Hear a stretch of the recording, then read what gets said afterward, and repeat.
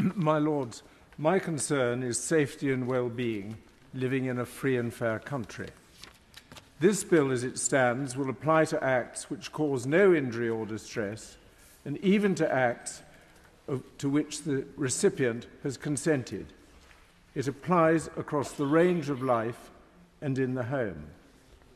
The bill will criminalise expressions of personal conviction made without expressions of hatred or intolerance, or improper purpose, or coercion, or abuse of power. That is a wide-ranging interference with fundamental rights. To take an example, a 15-year-old teenage girl informs her gender-critical parents that she wishes to change gender. She repeatedly asks her parents to support her request for puberty blockers. They refuse. They seek to persuade her otherwise.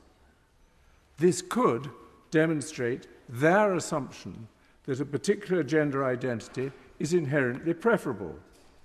It could demonstrate that they seek to change their child's gender identity and that they seek to suppress expression of that gender identity. It would leave them vulnerable to prosecution. The government's 2021 conversion therapy consultation paper explained that our existing criminal law framework means that no act of harmful physical violence done in the name of so-called conversion therapy, and I quote there, is legal in this country. So we don't need to legislate for physical coercion. I turn all too shortly, I fear, to the interim report of Dr. Hilary Cass. It is absolutely essential reading. It shows the dangerous waters in which this bill swims. First, as Dr. Cass reminds us, sex is biological, it is determined by anatomy, gender is a social construction. In the short-term time available, gender issues are my focus today. And what I want to do now is give some direct quotations. Dr. Cass writes, "There is a lack of agreement about the extent to which gender incongruence in childhood and adolescence can be an inherent and immutable phenomenon for which transition is the best option for the individual, or a more fluid and temporal response to a range of developmental, social and psychological factors.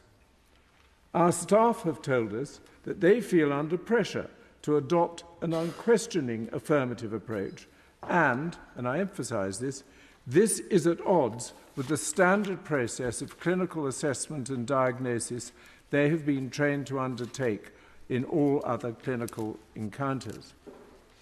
Many of the children," she writes, "and young people presenting have complex needs.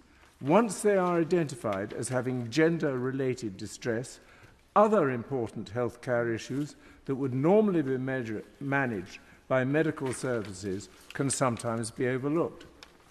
Evidence on the appropriate management of children and young people, gender incongruence and dysphoria is inconclusive, both nationally and internationally." This is all direct quotation.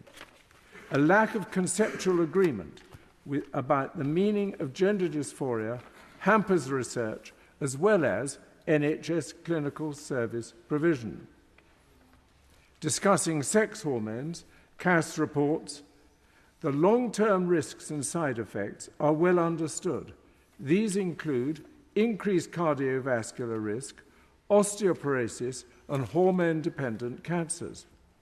Given the irreversible nature of many of the changes, the greatest difficulty," she writes, "centres on the decision to proceed to physical transition. Decisions need to be informed by long-term data on the range of outcomes. The NICE evidence review demonstrates the poor quality of these data, both nationally and internationally. Finally, regardless of the nature of the assessment process, some children and young people will remain gender-fluid identity up to early to mid-20s.